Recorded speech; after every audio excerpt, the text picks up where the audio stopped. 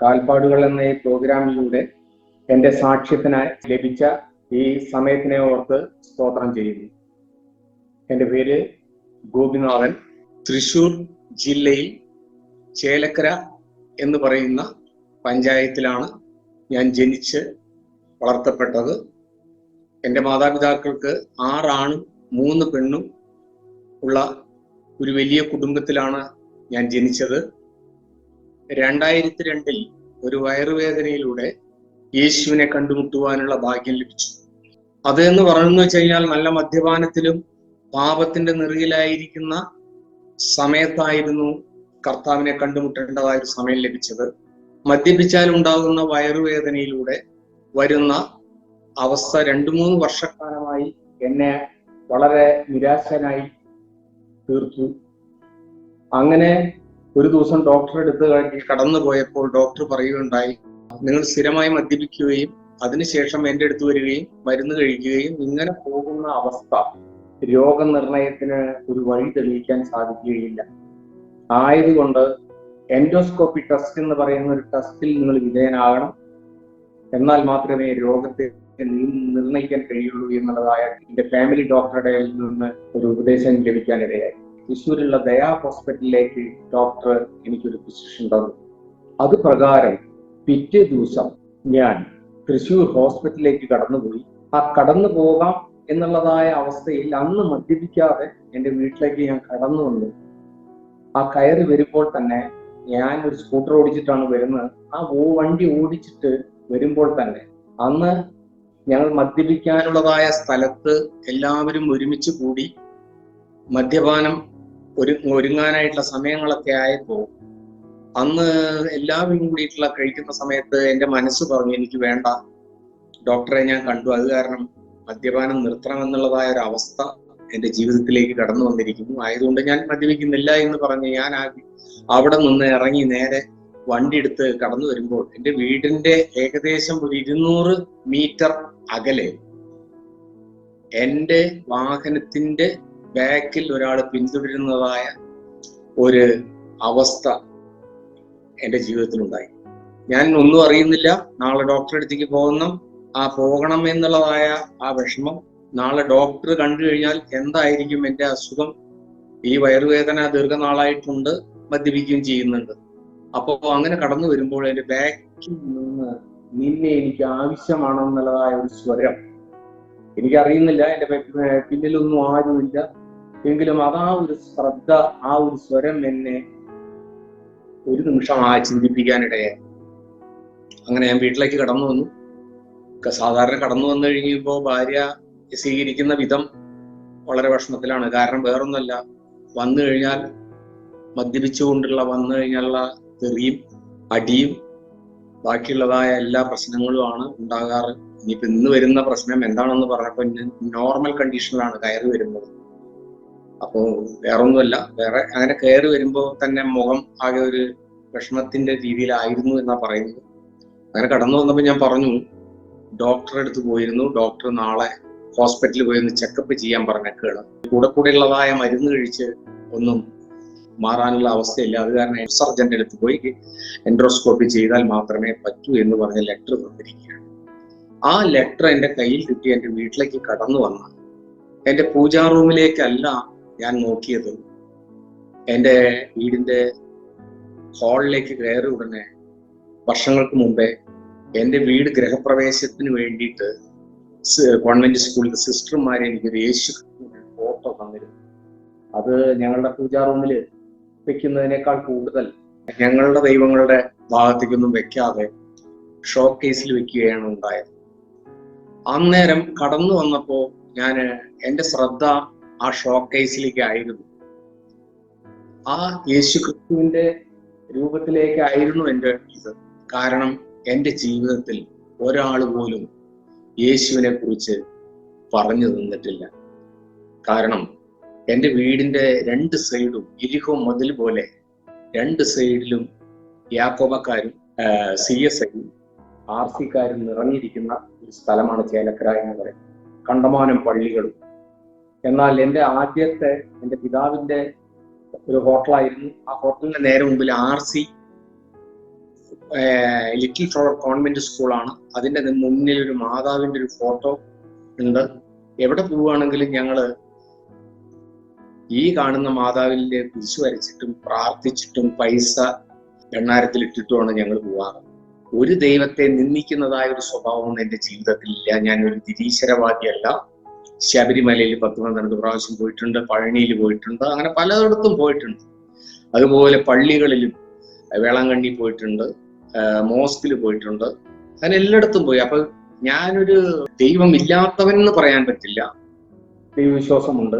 എങ്കിലും അതെല്ലാം അക്രൈസ്തവന്മാരായിട്ടുള്ളതായ ലെവലിലേ ഞാൻ കണ്ടിട്ടുള്ളൂ. കാരണം ഞാൻ ഹിന്ദുസിലെ ഒരു നായർ സമുദായത്തിൽ നല്ലൊരു കുടുംബത്തിൽ ജനിച്ച് അവിടെ നിന്ന് വന്ന് ഇങ്ങനെ എൻ്റെ വീട്ടിൽ നിന്നും എനിക്കൊരു വലിയൊരു സമ്മാനം കിട്ടിയിട്ടുണ്ട്. കാരണം എൻ്റെ മാതാപിതാക്കൾ നീ നശിച്ചവനെന്ന് മുദ്രയടിക്കപ്പെട്ടു. കാരണം എൻ്റെ ജീവിതം അങ്ങനത്തെ ആയിരുന്നു.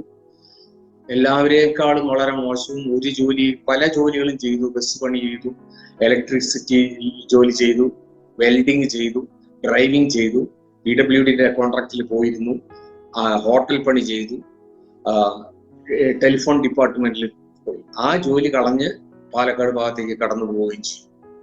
അങ്ങനെ ജോലികളെല്ലാം നിഷ്പ്രയാസം മാറിക്കൊണ്ടിരിക്കുന്ന അവസ്ഥയും ഒരു ജോലിയിലും സ്ഥിരതയില്ലാതെ വന്നപ്പോൾ മാതാപിതാക്കൾക്ക് ഒന്നേ പറയാനുള്ളൂ, നീ നശിച്ചവരാണ്.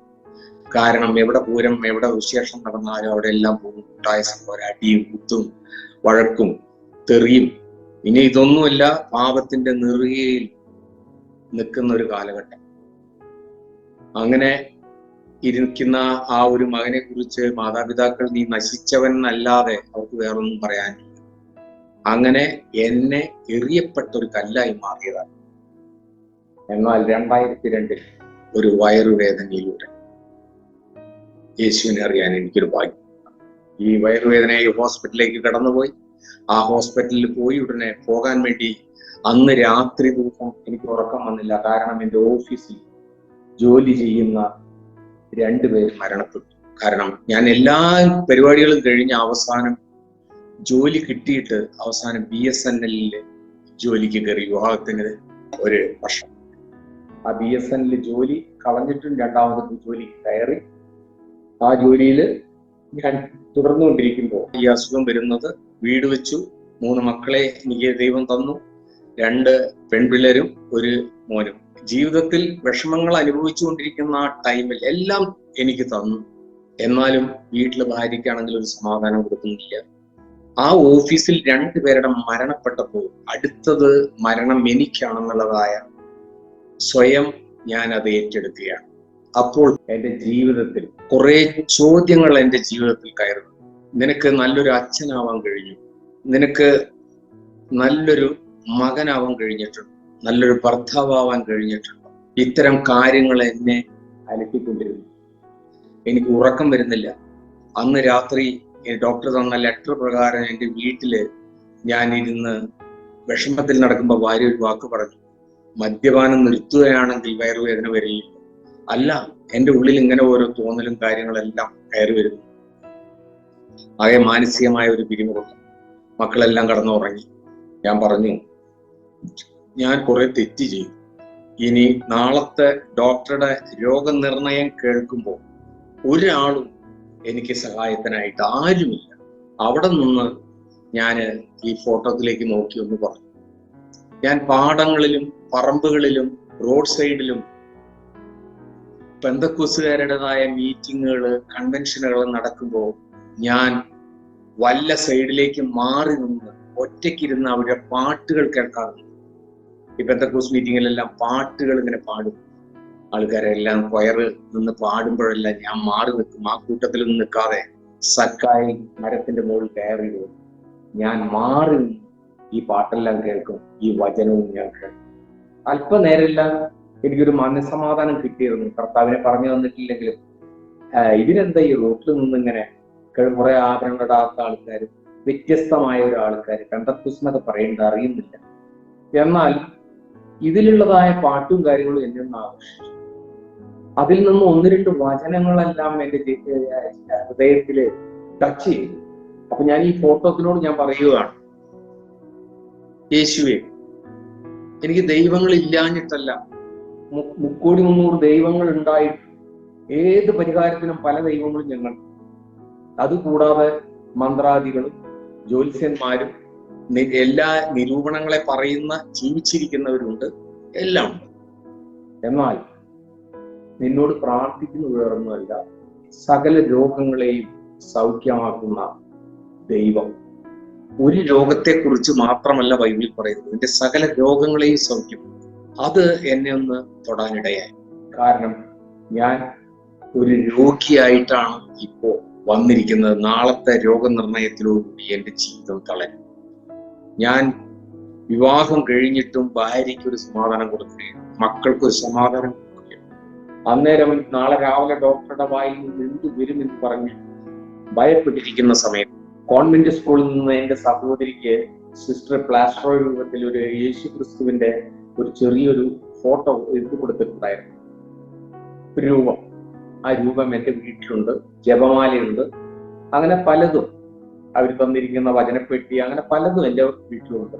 എങ്കിലും ഞാൻ ആ രൂപത്തെ ഒന്നെടുത്തു ഈ കർത്താവിനോടൊന്ന് പറഞ്ഞു, എൻ്റെ ദൈവമേ, നാളെ ഞാൻ ഹോസ്പിറ്റലിൽ പോയി രോഗം മാറാൻ സമാധാനവും ആ രോഗശാന്തി തരാൻ എനിക്ക് കഴിവുണ്ടെങ്കിൽ നീ ആയിരിക്കും എൻ്റെ ദൈവം. മറ്റുള്ളതെല്ലാം ഞാൻ മറക്കും. ഈ ഒരൊറ്റ ഉടമ്പടി ഞാൻ ഈ ഫോട്ടോത്തിനോട് പറഞ്ഞു. അന്ന് രാത്രി ഞാൻ 3 മക്കളെയും ഭാര്യയും മാറി മാറി നോക്കി. രാത്രി 11 മണി 12 മണിയായിട്ട് എനിക്ക് ഉറക്കം വരുന്നില്ല. ഞാൻ TV ഒന്ന് ഓൺ ചെയ്തു. ഓൺ ചെയ്തപ്പോൾ ഡിസ്കവറി ചാനലിൽ അന്ന് ഒരു ഫിലിം ഒരിതാ കാണുന്നത്. കർത്താവായ യേശുവിന്റെ വിലാപ്പുറത്തുനിന്ന് കുന്തം കൊണ്ട് കുത്തി വെള്ളവും രക്തവും വരുന്നതായ ഒരു സീനറിയാണ്, ഒരു കഥയാണ് ആ ഡിസ്കവറി ചാനലിൽ കാണിക്കുന്നത്. ഞാൻ ഇത് കണ്ടു. അപ്പൊ തന്നെ ഭാര്യയോട് പറഞ്ഞു, ഇങ്ങനെ കാണുന്നു, ഒന്ന് കാണുന്നു. എനിക്ക് യാതൊരു ക്രിസ്ത്യയെ കുറിച്ചൊക്കെ ഒന്നും എനിക്ക് അറിയില്ല. നേരാവണ ഒരു ബൈബിളോ കാര്യങ്ങളോ എൻ്റെ വീട്ടിലൊരു വചനോ കാര്യങ്ങളോ ഒന്നുമില്ല. ഇത് കണ്ടപ്പോ പ്രത്യേകിച്ച് ഹിന്ദുക്കൾക്ക് ഏതെങ്കിലും ഒരു വിശേഷ കാര്യം സംസാരിച്ചുകൊണ്ടിരിക്കുമ്പോൾ ബെല്ലടിക്കുകയോ ലൈറ്റ് പോകുകയോ പല്ലി ചലയ്ക്കുകയോ, ഇതെല്ലാം അതിനെല്ലാം ഒരർത്ഥങ്ങൾ വെച്ചെടുക്കുന്ന പോലെ ഞാനും പറഞ്ഞു. ഞാൻ യേശുവിനെ അപ്പൊ പ്രാർത്ഥിച്ചു. TV ഓൺ ചെയ്തപ്പോൾ യേശുവിൻ്റെതായ പടമാക്കാൻ. ഞാൻ പൂർണ്ണമായി പറയട്ടെ, ഇത് ശ്രവിക്കുന്ന ദൈവമക്കളെ, ദൈവം അതിലൂടെയും പ്രവർത്തിക്കും. നിന്റെ ഹൃദയങ്ങളുടെ നിരൂപണങ്ങളെ അറിയുന്നവനാണ് യേശു. പല ദൈവങ്ങളുള്ള സ്ഥലത്ത് നിന്ന് ദൈവങ്ങളില്ലാഞ്ഞിട്ടല്ല യേശുവിലേക്ക് കടന്നു. വിളിച്ചാൽ വിളി കേൾക്കുന്ന ഒരു ദൈവത്തെ ഞാൻ കാണാനിടയായി. അവിടെ നിന്ന് പിറ്റേ ദിവസം ഞാൻ ഡോക്ടറെ അടുത്ത് പോയി. ആ പോകുമ്പോ ഇപ്പോൾ തമാശയായി തോന്നാം, ആ ചെറിയ പ്ലാസ്റ്റർ ഓഫ് പാരീസിന്റെ ആ രൂപം എന്റെ പോക്കറ്റിലിട്ട് ഞാൻ തൃശൂർ ദയാ ഹോസ്പിറ്റലിൽ അബ്ദുൾ അസീസ് എൻഡോസ്കോപ്പി ഡോക്ടറെ കാണാനായിട്ട് ഞാൻ കടന്നുപോയി. അതിലൂടെ ഞാൻ കടക്കുമ്പോഴും ഞാൻ ഈ രൂപത്തെ ഉറുക്കെ പിടിച്ചുകൊണ്ട് യേശുവേ എന്ന് ഞാൻ പിടിച്ച് ഞാൻ കരഞ്ഞു. കരയാൻ പറ്റില്ല, സംസാരിക്കാൻ പറ്റില്ല, ആ കണ്ണിന്ന് വെള്ളം മാത്രം വരുന്ന ഡോക്ടർ ചോദിച്ചു, എന്താണ്? ഞാൻ യേശുവിനെ പ്രാർത്ഥിച്ചതാണ് ഡോക്ടറെ. നിങ്ങളുടെ പേര് ഗോപിനാഥൻ നായർ, നിങ്ങളെങ്ങനെ യേശുവിനെ പ്രാർത്ഥിക്കുന്നു? ഒരു മുസ്ലിം ഡോക്ടറെ ചോദിക്കുന്നു. ഞാൻ പറഞ്ഞു, ഞാൻ യേശുവിനോട് പറഞ്ഞിട്ടാ വന്നേ, എന്നാൽ നിങ്ങൾക്ക് രോഗമൊന്നുമില്ല, ചെറുതായൊരു പുണ്ണാണ് വയറിൽ കാണുന്നത്, അത് 10-30 ദിവസം 10-100 രൂപ മരുന്ന് കഴിച്ചാൽ മാറാവുന്നുള്ളൂ, മദ്യപാനം ഇനി ചെയ്യരുത് എന്ന് ആ ഡോക്ടർ പറയുകയും ചെയ്തു. അവിടെ നിന്ന് വളരെ ഹാപ്പിയായി ഞാൻ ഇറങ്ങി. ഒരു 1-2 മാസം കഴിഞ്ഞുടനെ എൻ്റെ രോഗം മാറി. ഞാൻ അവിടെ നിന്ന് കടന്നു. വളരെ സന്തോഷമായി. വേണമെങ്കിൽ എല്ലാ ദൈവങ്ങളെയും വിളിച്ച് സത്യം ചെയ്തിട്ട് വീണ്ടും മദ്യം കഴിച്ചിരിക്കുന്നതായ അവസ്ഥകളെല്ലാം എനിക്ക് മുമ്പേ ഉണ്ടായിട്ടുണ്ട്. എന്നാൽ അതുപോലെ ഇതും ആകിത്തീരാമെന്നുള്ളതായ വിഷയം എൻ്റെ ഉള്ളിൽ കടന്നു വന്നു. ഒരാഴ്ച ഞാൻ വളരെ ഹാപ്പിയായി, ഭാര്യയ്ക്കും സന്തോഷമായി. യേശു അത്ഭുതം ചെയ്തു. ഒരു ക്രൂസൈഡിനോ ഒരു സ്ഥലത്തുള്ള സുവിശേഷ മീറ്റിങ്ങിനോ ഒരു പ്രാർത്ഥനയ്ക്കോ ഒരു പള്ളിയിലേക്കോ എവിടെയും പോകാതെ ആദ്യത്തെ അത്ഭുതം എൻ്റെ ഭവനത്തിൽ വെച്ച് ദൈവം നടത്താനിടയിൽ. അപ്പോൾ തന്നെ ഭാര്യ ഒന്ന് പറഞ്ഞു, കാരണം എൻ്റെ ഭാര്യയുടെ മാതാവ് വെളിച്ചപ്പെടുത്തുകാരിയാണ്. ആ അമ്മ അമ്മയുടെ കയ്യിലിരിക്കുന്നതായ വാള് തലയിൽ വെച്ച് ഭസ്മം ഇട്ട് കൊടുത്താൽ എത്ര വലിയ കെടുത്ത പനിയാണെങ്കിലും അസുഖമാണെങ്കിലും മാറുന്നതായ ഒരു അത്ഭുതം ഞാൻ കണ്ടിട്ടുണ്ട്. വെളിച്ചപ്പാടത്തുകാരിയുടേതായ ആ ശൗര്യം, ആ എല്ലാ വിധത്തിലും സ്വന്തമായ അമ്പലം, അപ്പൊ അത്രയും ഉള്ള വലിയൊരു പാരമ്പര്യ കുടുംബത്തിലാണ് എൻ്റെ ഭാര്യ. എന്നാൽ അവളൊരു വാക്ക് പറഞ്ഞു, യേശുവിനെ പ്രാർത്ഥിച്ചു, ഗോപിയേട്ടന് സൗഖ്യം വന്നു, ഇനി ഗോപിയേട്ടൻ മദ്യം കഴിക്കുകയോ വേറെ ഒന്നും ചെയ്യേണ്ട ആവശ്യമില്ല. എല്ലാ ദൈവങ്ങളെ പോലെ അല്ല ഗോപിയേട്ടന്റെ അസുഖം, ഇവിടെ തന്നെ അത് മാറാനുള്ളതായ അവസ്ഥ വന്നു, ഇനി മദ്യം കഴിക്കരുത്, മറ്റുള്ളത് എങ്ങനെയോ എനിക്കറിയുന്നില്ല എന്ന് പറഞ്ഞു. ഞാൻ ആ ദിവസം തന്നെ പുകവലിയും മദ്യവും സകലവും എന്നിലിരിക്കുന്നത് ദുഷിച്ച അനുഭവങ്ങളായിരിക്കുന്നതെല്ലാം ഞാൻ എടുത്തു മാറ്റി. അങ്ങനെ മുന്നോട്ട് പോയിക്കൊണ്ടിരിക്കുകയാണ്. എൻ്റെ സെറ്റ് മദ്യപിക്കുന്നതായ കുറെ കമ്പനികളുണ്ട്. അവരെല്ലാം ഒരു കണക്ഷൻ കൊടുത്താൽ 500 രൂപയും ഒരു കുപ്പി എനിക്ക് കിട്ടുന്നതായ ഒരു കാലഘട്ടം ഉണ്ടായിരുന്നു. അപ്പോ അവിടെ നിന്നെല്ലാം മാറി ഇനി ഈ യേശുവിനെ എങ്ങനെ ഞാൻ പിന്തുടരും? അമ്പലത്തിലാണെങ്കിൽ എനിക്ക് പള്ളിയിൽ പോകാൻ എനിക്ക് പറ്റുന്നില്ല. ആയതുകൊണ്ട് എൻ്റെ പേരോ എൻ്റെ നാളോ കാര്യങ്ങളോ ഒന്നും എനിക്ക് മാറ്റേണ്ട ആവശ്യമില്ല, യാതൊന്നുമില്ല. ഞാൻ യേശുവിൽ വിശ്വസിക്കുന്നു. വേറൊരു ക്രൈസ്തവന്റെ കൂടെ ഞാൻ പോകാൻ ഉദ്ദേശിക്കുന്നില്ല. ഒരു കാര്യം എങ്ങനെ പിന്തുടരും? അങ്ങനെ ഇരിക്കുമ്പോൾ എൻ്റെ വീടിന്റെ പരിസരത്ത് തൊട്ട അയൽവക്കത്തായിരിക്കുന്ന ഒരു ചെട്ടിയാരുടെ കുടുംബമുണ്ട്, വെങ്കട്ടരാജ് എന്ന പേര്. ഞാൻ അയാളോട് എൻ്റെ വേലിയുടെ ഭാഗത്ത് നിന്ന് ഞാൻ ഒരു വാക്ക് പറഞ്ഞു, എനിക്ക് രോഗം സൗഖ്യമാക്കി തന്നു യേശുവിനെ. ഉടനടി അദ്ദേഹം എൻ്റെ അടുത്തേക്ക് കടന്നു വന്ന് പറഞ്ഞു, 5 വർഷക്കാലമായി ഈ യേശുവിനെ പ്രാർത്ഥിക്കുന്ന വ്യക്തിയാണ്. ഞാൻ പറഞ്ഞു, തൊട്ടടുത്തിരിക്കുന്ന ആളല്ലേ താങ്കൾ, എന്നോടൊരു വാക്ക് പറയണ്ടേ, അതാണോ ചെയ്യുക എന്നുള്ളതായ ഒരു കാര്യം. നാളെ വെള്ളിയാഴ്ചയാണ് ഞാനൊരു ഭവനത്തിലേക്ക് നിങ്ങളെ എത്തിക്കുന്നത്. അവിടെ പ്രാർത്ഥനയുണ്ട്. വൈകുന്നേരം 7 മണി മുതൽ 8:30 വരെയാണ് പ്രാർത്ഥന. അപ്പൊ ഇദ്ദേഹത്തിന്റെ കട എല്ലാ വെള്ളിയാഴ്ച 6:30 മണിക്ക് കട അടച്ചു. 9 മണിക്കാണ് സാധാരണ അടയ്ക്കുന്നത്. എല്ലാ വെള്ളിയാഴ്ച 6:30 മണിക്ക് കട അടച്ചു പോകുന്നതായ ഒരവസ്ഥ. ആരോടും പറഞ്ഞിട്ടൊന്നുമില്ല. കാരണം ചെട്ടിയാരുടെ സമുദായം എന്ന് പറയുന്നത് ഇങ്ങനെ പ്രാർത്ഥനയ്ക്കോ മറ്റുള്ളവർക്ക് പോയി കഴിഞ്ഞാൽ ആ ചെട്ടി സമുദായത്തിൽ നിന്നും അവരെ പിന്തള്ളി മാറും. ആ ഭവനത്തിൽ പോയപ്പോൾ ഭവനത്തിലത്തെ വ്യക്തികളടക്കം ആകെ 5 പേരോ 6 പേരോ ഉണ്ട്. അങ്ങനെ ഇരിക്കുന്ന ആ സ്ഥാപനത്തിൽ ഞാൻ കടന്നുപോയി, പ്രാർത്ഥിച്ചു, കടന്നു പോകുന്നു. എനിക്കൊന്നും മനസ്സിലായില്ല. സങ്കീർത്തനം വായിക്കുക, പാട്ട് പാടി, എന്തോന്ന് പ്രബോധിപ്പിച്ചു, എനിക്കൊന്നും മനസ്സിലായില്ല. അതിലൊരു വാക്ക് എന്നെ എൻ്റെ ഹൃദയത്തിലൊന്ന് കയറി. ആ യൂണിയനിലുള്ള പൈലി എന്ന് പറയുന്ന ഒരു വ്യക്തി പ്രാർത്ഥിച്ചുകൊണ്ടിരിക്കുമ്പോൾ അദ്ദേഹം പറഞ്ഞു, സർവശക്തനായ ദൈവമേ, ഞങ്ങളെ വെറുക്കുന്നവരെ ക്ഷമിക്കണം, ഞങ്ങളെ അപവാദം പറയുന്നവരെ ദൈവം അനുഗ്രഹിക്കണം. കർത്താവെ, അവരെ അറിയുന്നില്ലല്ലോ ഇത്ര വലിയൊരു രക്ഷ, ഞങ്ങൾ അറിഞ്ഞുവല്ലോ. ആയതുകൊണ്ട് അവരും ഈ സത്യം അറിയട്ടെ. ഇത്ര നല്ലൊരു ദൈവത്തെ ലഭിച്ചതിനാണ് സ്തോത്രം. ഇതെന്റെ ഹൃദയത്തിൽ കടന്നു. എങ്ങനെ ഉൾക്കൊള്ളാൻ കഴിയും? കാരണം ഞാൻ പഴയ ഹിന്ദുവിലായിരിക്കുന്ന സമയത്ത് എന്നെ വെറുക്കുന്നവരോടാണെങ്കിൽ ഞാൻ പോയി പ്രാർത്ഥിക്കുന്നത് ഇതായിരുന്നു, ദൈവമേ, എൻ്റെ അയൽവക്കത്തുള്ള വ്യക്തി എന്നെ വളരെ ഉപദ്രവിക്കും, അത് കാരണം അവരുടെ നാശം കാണും. ഇത്തരം പഠനങ്ങളിൽ നിന്നും എന്നെ പിടിച്ചു കുലുക്കുന്നതായ ഒരു പഠനങ്ങൾ യേശുവിനോട് പ്രാർത്ഥിക്കുന്ന ഒരു വിധം. എന്നെ ഉപദ്രവിക്കുന്നവരോട് ക്ഷമിക്കണം, ഞങ്ങളെ വെറുക്കുന്നവരോട് ദൈവം അനുഗ്രഹിക്കണം. ഇത്തരം പ്രാർത്ഥന കഴിഞ്ഞ് കടന്നു പോകുന്നു. ഞാൻ വൈഫിനോട് പറഞ്ഞു, ഇങ്ങനെ അവിടെ പ്രാർത്ഥന നല്ല കാര്യം, നാളെ ഉണ്ടോ? ഇല്ല, വെള്ളിയാഴ്ചയാണെന്ന്. അടുത്ത വെള്ളിയാഴ്ചക്കായി എൻ്റെ ഹൃദയം എടുപ്പ് തുടങ്ങി. അങ്ങനെ അവിടെ കടന്നു പോകുന്ന ഈ വിവരം എൻ്റെ ഫ്രണ്ട്സായ ഡോക്ടർ ആന്റണി എന്ന് പറയുന്ന ഡോക്ടറുടെ മകൻ ജോസ് എന്ന് പറയുന്ന ഒരു വ്യക്തിയോട് ഞാൻ പറഞ്ഞു, യേശുവിനെ. അവർ ആർസിക്കാരാണ്. അപ്പോ എന്നോട് പറഞ്ഞു, മകളെ, എൻ്റെ മമ്മി ഈ ബൈബിള് ഇവിടെ വെക്കാൻ പറ്റില്ല, ആയതുകൊണ്ട് ഈ ബൈബിൾ ഗോപിക്ക് ഞാൻ തരാമെന്ന് പറഞ്ഞിട്ട് ബൈബിൾ എനിക്ക് തന്നു. ആർസിക്കാരുടെ ബൈബിള് വ്യത്യാസമുള്ളതാണ്. ഇത് 66 പുസ്തകമാണ്, 72 പുസ്തകങ്ങളാണ്. അപ്പോ അവർക്ക് അതേ വേണ്ടു. ഇങ്ങനൊരു ബുക്ക് എൻ്റെ ഉണ്ട്, ഞാൻ നിനക്ക് തരാം എന്ന് പറഞ്ഞ് അത് വാങ്ങി ഞാൻ പോകും. അവിടെ നിന്ന് അടുത്ത വെള്ളിയാഴ്ചയിൽ ഏകദേശം 2-3 വെള്ളിയാഴ്ചക്കുള്ളിൽ എൻ്റെ ഭാര്യയോട് ഞാൻ പറഞ്ഞു, ഇങ്ങനെ ഭവനത്തില് പ്രാർത്ഥന നടത്തുന്നു. ഒന്ന് വന്നു നോക്കുന്നു. അപ്പൊ അവള് വീട്ടിൽ വിളക്ക് വെക്കും, പ്രാർത്ഥിക്കും. ഞാൻ അമ്പലത്തിൽ കൊണ്ടുവിടും. ഞാൻ അമ്പലത്തിൽ കയറില്ല. വിശേഷങ്ങൾ വന്നാൽ ഉമ്മറം വരെ പോവും. എല്ലാം ഞാൻ ചെയ്യും. ഞാൻ അമ്പലത്തിലത്തെ ഒരു സാധനമോ, അമ്പലത്തിൽ സാധാരണ എല്ലാ വർഷവും ഞാൻ ശബരിമലയ്ക്ക് പോകുന്നവനാ. ആ പരിപാടികളെല്ലാം ഞാൻ നിർത്തി. ഞാൻ എല്ലാ വെള്ളിയാഴ്ചയും ഇവിടെ പോകാൻ തുടങ്ങിയപ്പോൾ അനേക ദൈവദാസന്മാരിലൂടെ ഞാൻ വചനം കേൾക്കാൻ തുടങ്ങി. ഇതിൽ നിന്നുള്ള വചനം എന്നെ ഹൃദയങ്ങളിലേക്ക് കൊണ്ടുവരാൻ തുടങ്ങി. അങ്ങനെ ഇരിക്കുമ്പോഴാണ് എന്റെ ഭവനത്തിൻ്റെതായ ഒരു പ്രശ്നങ്ങൾ, സഹോദരനും സഹോദരി അനിയനും മറ്റുള്ള സഹോദരിമാരുടെ ഭാഗത്തിന്റെ ഒരു പ്രശ്നങ്ങൾ കടന്നു വന്നപ്പോൾ ആകെ പ്രശ്നങ്ങളായി കടന്നു വന്നു. ഞങ്ങൾ പ്രാർത്ഥിക്കുന്ന വിഷയം പറഞ്ഞുകൊണ്ട് അവര് ഞങ്ങളെ ഉപദ്രവിക്കാൻ വന്നു.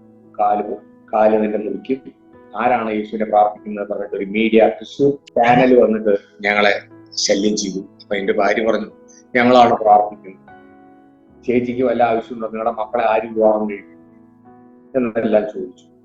അന്ന് രാത്രി എന്റെ ഭാര്യ വാക്ക് പറഞ്ഞു, ഗോപിയേട്ടാ എനിക്ക് ദൈവവേലിക്ക് വരണമെന്ന് പറഞ്ഞ് ഈ യേശുവിനെ ഈ വീട്ടിൽ പ്രാർത്ഥന നടക്കുന്ന വീട്ടിലേക്ക് കടന്നു വന്നു. അവിടെ വന്നു ആദ്യത്തെ ദിവസം ഒന്നും കിട്ടിയില്ല. അടുത്ത വെള്ളിയാഴ്ച കടന്നു വന്നു. പിന്നെ ആ വീട്ടുകാരുടെ നല്ല വിധ പെരുമാറ്റം കണ്ട് ഞാൻ എല്ലാ വെള്ളിയാഴ്ചയും കുടുംബമായി കടന്നു. അങ്ങനെ അവിടെ കടന്നുപോയി. 3 വർഷം കഴിഞ്ഞപ്പോൾ വചനം കേട്ട് 3 വർഷക്കാലം 100-ൽ പരം ആൾക്കാരെ അവിടെ വന്നു. ആ കൂട്ടായ്മയ്ക്ക് എന്റെ ഭവനത്തിൽ നിന്ന് തന്നെ ഒരു പേര്, ആത്മരക്ഷ. ഞങ്ങള് ഈ സത്യം അറിഞ്ഞു. എക്യുമെനിക്കൽ സഭയാണ്. എല്ലാവരും ഫെഡറൽ ബാങ്കിൽ ജോലി ചെയ്യുന്ന ഗിരീഷ് ഗണപതി ആലുവ, അദ്ദേഹത്തെ വിളിക്കാനിടയായി. അദ്ദേഹത്തിൽ നിന്നും കേട്ട വചനം ഞങ്ങളെ രൂപാന്തരപ്പെടുത്തി. സ്നാനം ആവശ്യമാണ്. 2007 ആലുവയിൽ federal bank AGM Girish Ganapathi ബ്രാഹ്മണന്റെ കൈകീഴിൽ ഞാനൊരു കുടുംബ സ്നാനപ്പെട്ടു. അവിടുന്ന് ഈ ആത്മരക്ഷയിലേക്ക് കടന്നു വന്നപ്പോൾ ഞങ്ങളെ അവർ കൈകൊണ്ടു. ഞങ്ങള് എങ്ങനെ പ്രാർത്ഥിക്കുമെന്നറിയാതെ പല സഭകളിലും പോയി പ്രാർത്ഥിച്ചു. കർത്താവിനെ ഒരു വ്യക്തി പോലും പറഞ്ഞു തരാതിരിക്കുന്ന സമയത്ത് യേശു എന്നെ ഡയറക്റ്റായി ദൈവകൃപയിലേക്ക് കൊണ്ടുവന്നു. ഒരു ചെട്ടിയാരാണ് എന്നെ അത് ജീവിതത്തിലേക്ക് ഒരു പ്രാർത്ഥനയുടെ സ്ഥലത്തേക്ക് പറിച്ചു നട്ടത്. അങ്ങനെ ഇരിക്കുന്നതായ അവസ്ഥ പോലും ക്രൈസ്തവരായ അനേകം കൂട്ടുകാർ സഹോദരന്മാര് എന്നോട് കാണിച്ചില്ല. അവര് മുഖാന്തരം ജീവിതത്തിൽ വലിയൊരു വിഷമാണ് കടന്നു വന്നത്. അവിടെ നിന്ന് ഞാൻ ഇറങ്ങാനുള്ള പരിപാടി പറഞ്ഞു. Good bye. ഞാൻ കണ്ടുമുട്ടിയത് യേശുവിനെയാണ്, ഒരു വ്യക്തിയല്ല. ആയതുകൊണ്ട് നിങ്ങളെല്ലാം പെട്ടെന്ന് മറക്കാൻ കഴിയും. പിടിച്ചവൻ വിശ്വസ്തനായതുകൊണ്ട് കർത്താവിൽ ശരണപ്പെട്ട് ജീവിക്കാൻ ഞാൻ ആഗ്രഹിക്കുന്നു. അങ്ങനെ എന്റെ ജീവിതത്തിൽ യേശു ക്രിസ്തു വരണമെങ്കിൽ ആ യേശുവിന്റെ എന്നെ തൊട്ട ഒരു വചനമുണ്ട്. അപ്പോസ്തല പ്രവൃത്തി 17:24. ആ ഒരു വചനം ഞാൻ മറക്കില്ല. ലോകവും അതിലുള്ളതെല്ലാം ഉണ്ടാക്കിയ ദൈവം സ്വർഗത്തിലും ഭൂമിക്കും നാഥനാകൊണ്ട് കൈപ്പണിയായ ക്ഷേത്രങ്ങളിൽ വാസം ചെയ്യുന്നില്ല. ഇത് ഞാൻ പഠിക്കാനിടയായതുകൊണ്ട് എന്റെ വീട്ടിലിരിക്കുന്നതായ, എന്റെ പൂജാ റൂമിലിരിക്കുന്നതായ സകല വിഗ്രഹങ്ങളെയും ഞാൻ പുറത്താക്കി. കൂടെ യേശു ക്രിസ്തുവിന്റെ ഫോട്ടോ തന്നിരിക്കുന്ന ആ ഫോട്ടോത്തെ ഞാൻ ഒഴിവാക്കി. എന്റെ ദൈവം എന്റെ ഹൃദയത്തിലാണ്. കാരണം ദൈവം ഹൃദയം നോക്കുന്ന ഒരു ദൈവം. നിന്റെ പാപം കടുംചുവപ്പായ ഹിമം പോലെ തണിപ്പിക്കുന്ന ഒരു ദൈവം. ആ ദൈവത്തിൽ ഞാൻ ആശ്രയിച്ചുകൊണ്ട് ദൈവത്തിന് ഞാൻ ഹൃദയത്തിൽ സ്ഥാനം കൊടുത്തു. അവന്റെ വേറൊരു വിധത്തിലുള്ളതായ ഒരു മനുഷ്യന്റെ കൈപ്പണികളിലും ഒതുക്കി തീർക്കാൻ പറ്റുന്നതല്ല എന്നുള്ളത് എന്നെ പൂർണ്ണമായി പഠിച്ചു. അവിടെ നിന്ന് ഞാനും എൻ്റെ മക്കളും വൈഫും ഒന്നിച്ച് സ്നാനപ്പെട്ട് ഞങ്ങളുടെ കുടുംബമായി ഇരിക്കുന്നു. മൂത്ത മകൾക്ക് വിവാഹം കഴിച്ചത് നെമ്മാറ, അതും ഒരു ഹൈന്ദവ ഫാമിലിയിൽ നിന്നും. ഇതേപോലെ യേശു ക്രിസ്തു നായർ സമുദായത്തിൽ നിന്നും പുറത്താക്കപ്പെട്ടു. അവനും അതിൽ നിന്നാണ് മകളെ വിവാഹം കഴിച്ചത്. മകൻ വിവാഹം കഴിച്ചത് മുളന്തുരുത്ത് എന്ന് പറയുന്ന അവിടെ നിന്നാണ് വിവാഹം കഴിച്ചത്. പിന്നെ ചെറിയ മകളാണ് ഇപ്പൊ കാനഡയില്. അവളുടെ വിവാഹം പത്തനംതിട്ട നമ്മുടെ വടശ്ശേരിക്കര ഭാഗത്താണ് അവരുടെ വീട്. എന്റെ കുടുംബം എല്ലാവരും, ഞാനും എന്റെ കുടുംബവും യഹോവയിൽ സേവിക്കുന്നു എന്ന് പറഞ്ഞ പോലെ എന്റെ ഈ ജീവിതത്തിലെ സാക്ഷ്യത്തിന് മുഖാന്തരമായി എന്റെ 3 സഹോദരിമാരെ യേശുവിലേക്ക് കടന്നു വന്നു. എന്നെ BJP-കാരൻ കൊണ്ട് അടിക്കാമെന്ന് പറഞ്ഞ എന്റെ അനുജൻ രക്ഷിക്കപ്പെട്ടു, സ്നാനപ്പെട്ടു, യേശുവിൽ കടന്നു. എന്തിനാണിത് പ്രാർത്ഥിക്കാൻ പോകുന്നത് എന്ന് പറഞ്ഞ് എനിക്ക് ഒരു സ്ഥലത്തും പ്രാർത്ഥിക്കാൻ സ്ഥലം ഇല്ലാതിരിക്കുമ്പോൾ വാടകയ്ക്കായി എൻ്റെ സഹോദരി ചേച്ചിയുടെ ഭർത്താവ് എനിക്ക് സ്ഥലം തന്നു വാടകയ്ക്ക്. അദ്ദേഹം രക്ഷിക്കപ്പെട്ടു, സ്നാനപ്പെട്ടു. ആ അളിയന്റെ മകനും രക്ഷയിലേക്ക് കടന്നു വന്നു. ഞാൻ പറഞ്ഞു വരുന്നത്, ഒരുവൻ ക്രിസ്തുവിലായാൽ പുതിയ സൃഷ്ടി.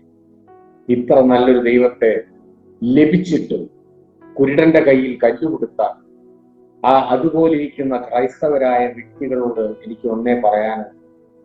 അനേക ദൈവങ്ങൾ ഉണ്ടായിട്ടും ദൈവമല്ല എന്ന് മാറ്റി സർവശക്തനായ ദൈവം ഒരുവനേ ഉള്ളൂ. ആണ് നസറേയനായ യേശു ക്രിസ്തു. അവൻ വിശ്വസിക്കുന്നത് ജീവനുണ്ട്.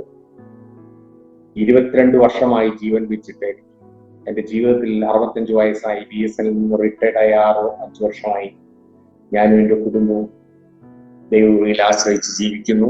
സ്വന്തം നാട്ടിൽ തന്നെ ഒരു സാക്ഷി കൊടുക്കാൻ ദൈവം അവസരം തന്നു. എവിടെയും പോകാതെ തന്നെ സ്വന്തമായ ഒരു ചർച്ച് ദൈവം തന്നു.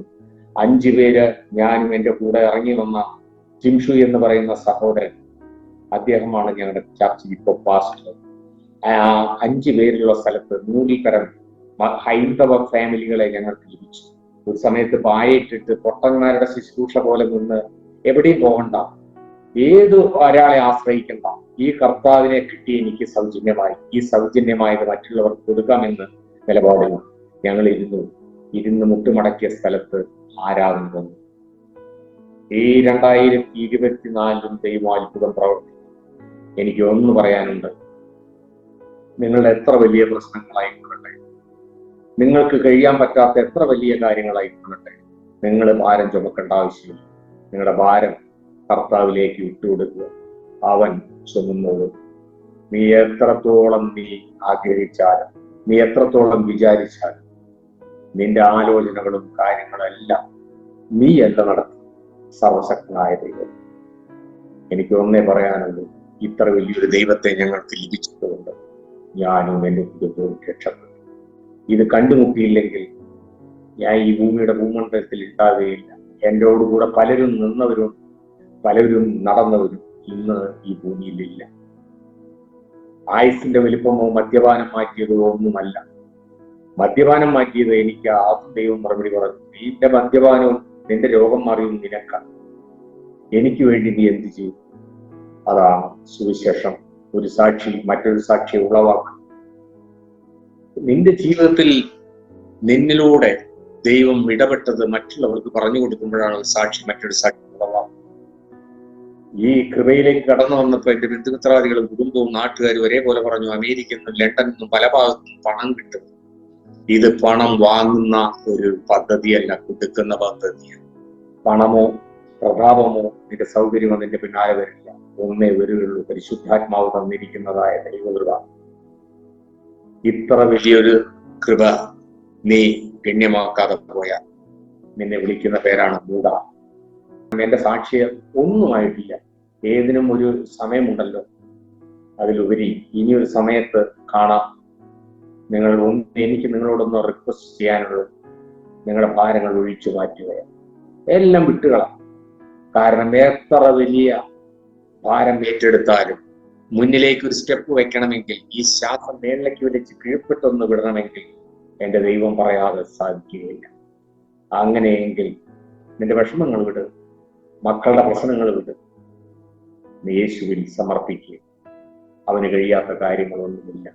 ഭയപ്പെടേണ്ട, ഞാൻ നിന്നോട് കൂടെയുണ്ട് എന്ന് സർവശക്തനായ യേശു കൂടെ പറഞ്ഞിരിക്കുകയാണ്. 365 പ്രാവശ്യം ബൈബിളിൽ പറഞ്ഞിരിക്കുന്ന ഒരു വേഴ്സ്, ഭയപ്പെടേണ്ട, ഞാൻ നിന്നോട് കൂടെയുണ്ട്, ഞാൻ ഇരിക്കുന്നിടത്ത് നിന്നെ ഇരുത്താമെന്ന്. ഒരു പ്രസ്ഥാനത്തിനോ ഒരു വലിയ എത്ര വലിയ അധികാരിയായിക്കൊള്ളട്ടെ അവരുടെ കൂടെ ഇരിക്കാമെന്നും സാധിക്കുകയില്ല. പ്രൊട്ടക്ഷൻ വേണം. കാരണം ഇന്ന് പല ഇരിക്കുന്ന ലോക നേതാക്കന്മാരും അവരുടെ അരികിലേക്കൊന്ന് കടന്നു പോകാൻ പലവരുടെയും ഒത്താശ വേണം, പലരുടെയും അനുവാദം വേണം. എൻ്റെ കർത്താവായ യേശുവേ, നീ ഒരു പ്രാവശ്യം ഞാൻ പാപിയാണപ്പാ, എല്ലാം പൊറുക്കണമേ എന്നും നീ ഏറ്റു പറഞ്ഞു. നിനക്ക് മകനാകുവാൻ അധികാരം തരുന്ന ഏക ദൈവം യേശു ക്രിസ്തു. അവനിൽ വിശ്വസിച്ചാൽ നീ ദൈവത്തിന്റെ മഹത്വം കാണും. സമയത്തിന്റെ പരിധി മൂലം ഞാൻ എൻ്റെ സാക്ഷ്യത്തിൽ നിന്നും പിന്മാറുകയാണ്. ഇത്തരം മീഡിയയിലൂടെ ദൈവം പരിചയപ്പെടുത്തുന്ന ഓരോ ദൈവദാസന്മാരെയും ഞാൻ ഓർത്ത് പ്രാർത്ഥിക്കുന്നു. ദൈവം നിങ്ങളെ എല്ലാവരെയും ധാരാളമായി അനുഗ്രഹിക്കട്ടെ. Praise Lord.